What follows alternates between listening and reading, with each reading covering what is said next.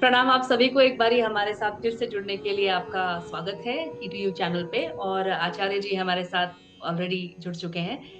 आज के इस योग साधना की कड़ी को आगे ले जाते हुए हम आज पहुंच चुके हैं अष्टांग के पांचवें अंग पे, जिसको कहते हैं प्रत्याहार। और बिना किसी देरी के आचार्य जी से ही पूछते हैं कि प्रत्याहार क्या है। और सर, ये समझाइए हम। जी, प्रणाम प्रणाम मैम जी, आपको भी सादर नमन और हमारे जितने भी दर्शक गण हैं उनको भी मैं सादर नमन करता हूँ। सीधे सीधे अपने विषय की तरफ आते हैं। अभी तक हमने जो चर्चा परिचर्चा हुई है हमारी अष्टांग योग पे चल रही है। अष्टांग योग में यम नियम आसन प्राणायाम, ये चारों के चारों जो अंग है हमारे, ये लगभग लगभग कुछ कुछ शब्दों में हमने इनको एक्सप्लेन कर दिया है। व्यवहारिक रूप से आगे आगे की कड़ियों में हम इसको करते रहेंगे। आज विशेष तौर पर जिस विषय तक हम पहुंच गए हैं वो विषय है हमारा प्रत्याहार। प्रत्याहार जो शब्द है अपने आप में बहुत गूढ़ है, रहस्यमय शब्द है और बहुत बड़ा है। योग के अंतर्गत प्रत्याहार की अगर व्याख्या करें तो अनंत है, बहुत बड़ी है और भूमिका भी बहुत बड़ी है। अगर हम योग साधना की बात करें तो साधना में भी साधना के चरणों को आगे ले जाने में ये जो प्रत्याहार है ये हमारे लिए सर्वोपरि है, बहुत बड़ा। सबसे पहले तो इसको समझना बहुत आवश्यक है कि प्रत्याहार है क्या, चीज क्या है ये, और योग में इसकी व्याख्या क्यों की गई है। इस पर थोड़ी ऐसी चर्चा परिचर्चा करते हैं। प्रत्याहार दो शब्दों के मेल से बना है, प्रति प्लस आहार। प्रति का मतलब होता है विपरीत, अपोजिट। तो यहाँ पर अगर हम प्रत्याहार की बात करें तो यहाँ पर सीधे सीधे शब्दों में ये कहा गया है कि हमारी जो इंद्रियां हैं, जो उनको विपरीत करना। अब ये विपरीत करना कैसे है, मुझे लग रहा है मैं मुझे ही समझ नहीं आया तो आप लोगों को कैसे समझ आया होगा। अब समझाने का मैं पूरी तरह से इसका प्रयास करता हूँ। हमारे पास 10 इंद्रियां हैं, जिसमें 5 ज्ञान इंद्रियां हैं, 5 कर्म इंद्रियां हैं। ये जो हमारी 10 प्रकार की इंद्रियां हैं, इनका अपना कार्य है, अपना अपना कर्म करते हैं। ये जो इंद्रियां हैं ये दो तरह से लगभग काम करती है।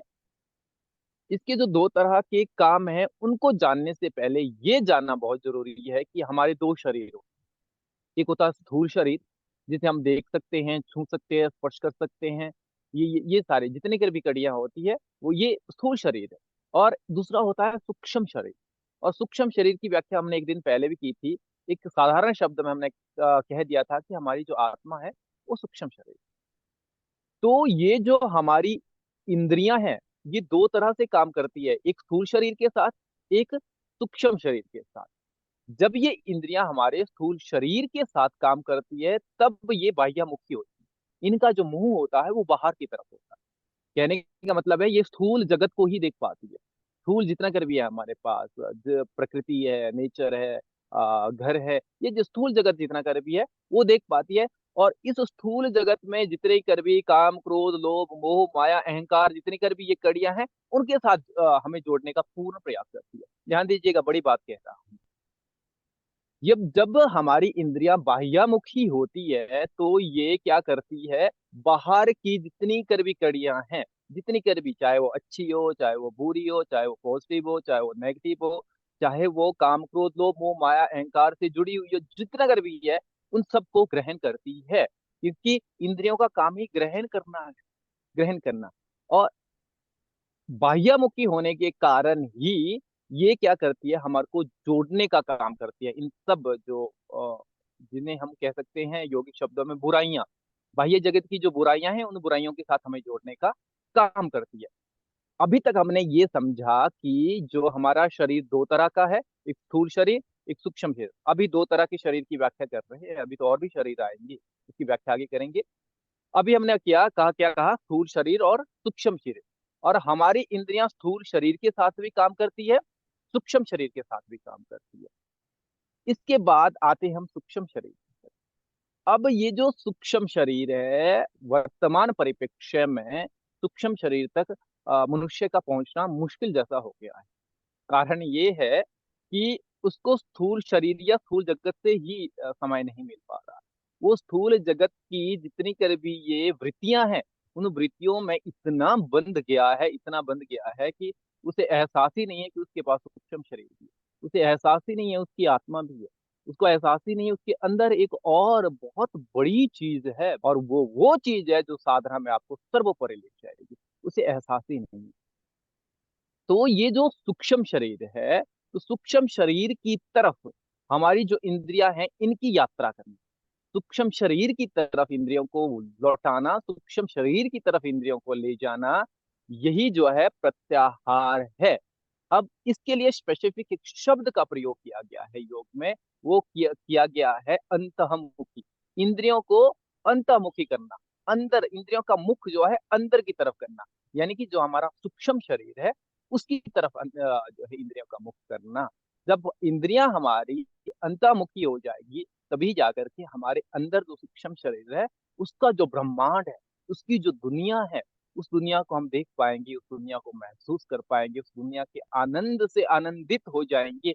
ये सारी चीजें, क्योंकि बाह्य जगत में जो हम ये आनंद देख पा रहे हैं ये क्षणिक है, थोड़ी देर के लिए आया उसके बाद चला गया। अभी थोड़ी देर के लिए स्थूल शरीर ने कोई सुख प्राप्त किया, थोड़ी देर के बाद वो चला जाएगा, लेकिन सूक्ष्म शरीर में अगर हमने कोई आनंद प्राप्त किया, वो सदा सर्वदा रहने वाला है, निरंतर निरंतर, उसका अंत ही नहीं है, अनंत है वो।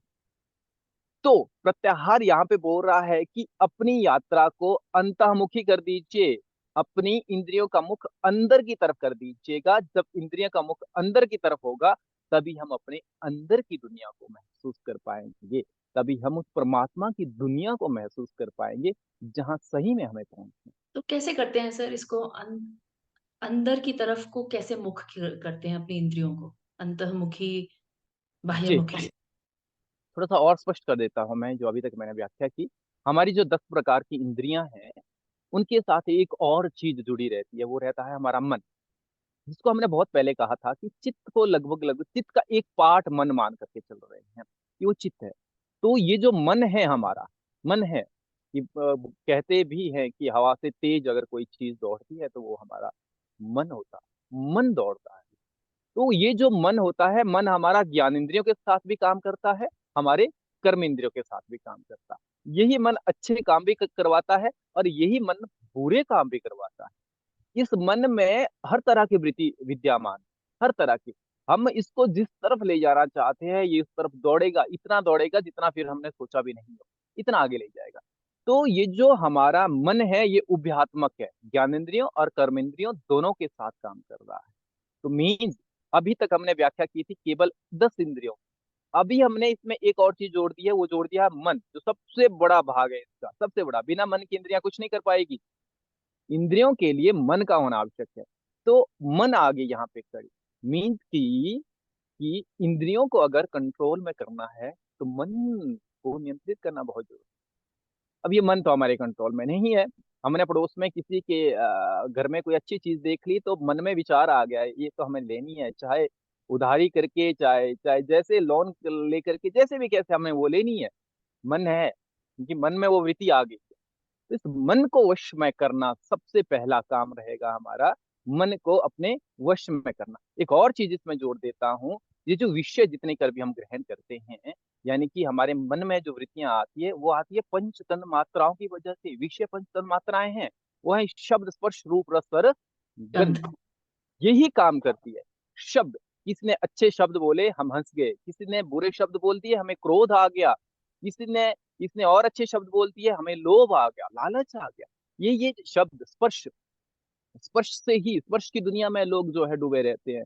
रूप देखिएगा, रूप रूप की वजह से भी मतलब सारे के सारे विषय। रूप की अभी हमने बात की कि पड़ोसी के घर में हमने कुछ देख लिया, रूप कोई चीज देखी, मन में वृत्ति आ गई कि हम हमें भी वो जो है लेनी है। तो ये जो पंच तन मात्राएं हैं, ये पंच तन मात्राएं विषय को ग्रहण करने में सहायक है, हमारी इंद्रियों और मन के साथ पंच तन मात्राएं भी जुड़ी है। तो मीन्स की ये 3 कड़ियां आ गई अब हमारी, 10 हमारी इंद्रियां, एक हमारा मन, और विषय के रूप में हमारे पास आ गई पंच तन मात्राएं। पंच होता 5, तन मात्राएं 5 होती है, शब्द, स्पर्श, रूप, रस और गंध। तो ये 5 चीजें हैं। गंध का मतलब है कि हमने कहीं से जा रहे थे, मार्केट से जा रहे थे, तो बर्फी की खुशबू आ गई, और आते आते इतनी आ गई कि वो मुंह से ला टपकने शुरू हो गए, तो ये गंध है। कंट्रोल में नहीं है, हमारे नियंत्रण में नहीं है। मन अगर कंट्रोल में होता, चाहे जो मर्जी होती, तो वो चीज नहीं होता।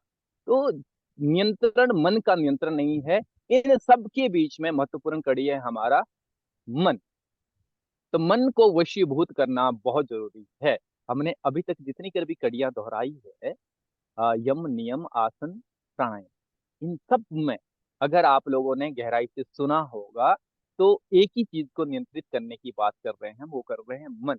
हमने यम की बात की, यम में अच्छे विचारों की बात की, नियम में कुछ रूल्स की बात की। ये सारे के सारे क्या कर रहे हैं, हमारे मन को कंट्रोल करने का काम कर रहे हैं। और जब तक हमारा मन नियंत्रित नहीं होगा तब तक हम योग साधना में नहीं जा सकते। ये बात अपने ध्यान में रख दीजिएगा। जी। अब आते हैं आपके प्रश्न की तरफ। आपने प्रश्न किया था कि ये जो हमारी इंद्रियां हैं और ये जो हमारा मन है और हमारे ये जो विषय हैं, पंच तन्मात्रा हैं, इनको अपने वश में कैसे किया जा सकता है? बड़ा प्रश्न है। विशेष स्तर से विशेष ध्यान से सुनिएगा इसे। हमारा जो मन है, मन को कंट्रोल करने के लिए या इंद्रियों को अंतःमुखी करने के लिए तीन बड़े साधन बता रहा हूँ। तीन बड़े सांसारिक दुनिया के लिए। आध्यात्मिक दुनिया के लिए तो बहुत सारे रास्ते हैं। अभी मैं सांसारिक दुनिया से आपको आध्यात्मिक दुनिया में लाना चाह रहा हूँ, तो उसकी बात कर रहा हूँ मैं।